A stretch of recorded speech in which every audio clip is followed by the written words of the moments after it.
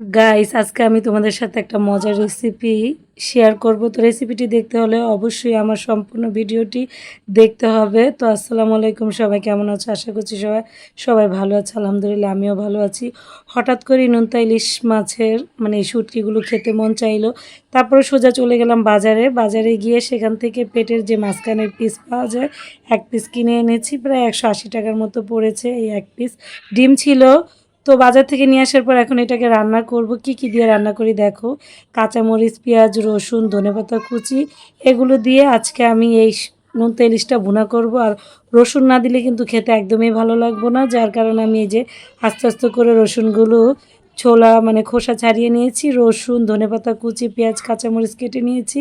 আর এই হচ্ছে আমার নোনতা ইলিশ মাছ। এখানে কিন্তু মাছের মধ্যে আইসটা খুবই কম আছে। এখন আমি ছোট ছোট করে এই নোনতা ইলিশটা কেটে নেব। আর এখানে কিন্তু পরিমাণ মতো রসুন, পেঁয়াজ এগুলো আপনারা আপনাদের পরিমাণ মতো নিয়ে নিতে পারেন। আমার যতটুকু লাগবে অতটুকু আমি নিয়ে নিয়েছি।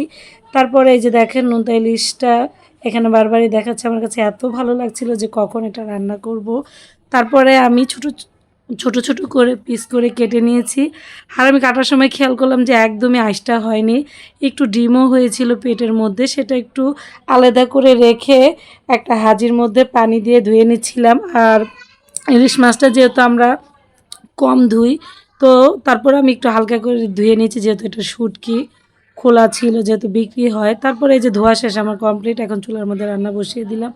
পেঁয়াজ, কাঁচামরিচ, রসুনগুলো একটু হালকা করে ভেজে এখানে আদা রসুন বাটা, হলুদ গুঁড়ো, মরিচ গুঁড়ো দিয়ে একটু সামান্য পানি দিয়ে কিছুক্ষণ কষিয়ে নিব। আর কষানোটা যত ভালো হবে এটা স্বাদটাও কিন্তু তত বেশি ভালো হবে। তারপরে মোটামুটি 10 মিনিট কষানো হয়ে গেলে আমি এখানে সেম কাটা টুকরা টুকরা করা নোনতা ইলিশগুলো এখানে দিয়ে নিব। দেওয়ার পরে আমি আরও 10 মিনিটের মতো এটা কি করব, আলতোভাবে আর কি কষিয়ে নেব। তরকারির সবচেয়ে মজার বিষয় হচ্ছে আপনার যত বেশি কষাবেন চুলার আঁচ কমিয়ে দিয়ে, তত বেশি কিন্তু এটা স্বাদ আরও বেশি দ্বিগুণ বেড়ে যাবে। এটা চুলার মধ্যে দেওয়ার সাথে সাথে এত সুন্দর একটা ঘ্রাণ বের হইছে, কেউ বুঝতেই পারবে না যেটা নোনতা ইলিশ। আসলে মনে হবে যেটা হচ্ছে গিয়ে মানে ইলিশ মাছ আর কি, কিন্তু আসলে ইলিশ মাছের ঘ্রাণটাই সম্পূর্ণভাবে এসেছে। তো ফাইনালি আমার ইলিশ মাছের নোনতাটা কিন্তু ভুনা করা একদম কমপ্লিট। কিছুটা ধনেপাতা কুচি দিয়ে এখন কিছুক্ষণ নাড়াচাড়া দিয়ে চুলা থেকে নামিয়ে নেব। এটা রান্না করতে তেমন একটা সময় লাগেনি, 10 থেকে হাইস্ট 20-25 মিনিটের মতো লাগছে। তারপরে চুলার আঁচ কমিয়ে কমিয়ে রান্না করাতে একটু সময় লাগছে, কিন্তু এতে করে রান্নাটা অনেক বেশি মজা হয়েছে। অবশ্যই কিন্তু রেসিপিটি ফলো করে বাসায় রান্না করে খেয়ে দেখতে পারেন। এত মজার ছিল, খাওয়ার পরে বুঝতে পারছি আর রান্নার আগে যেটা বুঝতে পারছি, ঘ্রাণে পুরাটা রুম ভরে গিয়েছে। এখন কিন্তু আমি এটা গরম গরম ভাতের সাথে খাবো। আর কিন্তু একটু ঝাল ঝাল হলে খেতে কিন্তু বেশি মজা লাগে। গুঁড়ামরিচের থেকে কাঁচামরিচের ঝালটা একটু বেশি দিয়ে এটা ভুনা করে নেবেন। দেখেন কি যে একটা লোভনীয় লাগছে, বুঝতে পারছেন? তারপরে গরম গরম ভাত নিয়ে নিলাম। আর পরিমাণ মতো নিয়ে নিলাম নোনতা ইলিশের শুটকি ভুনা।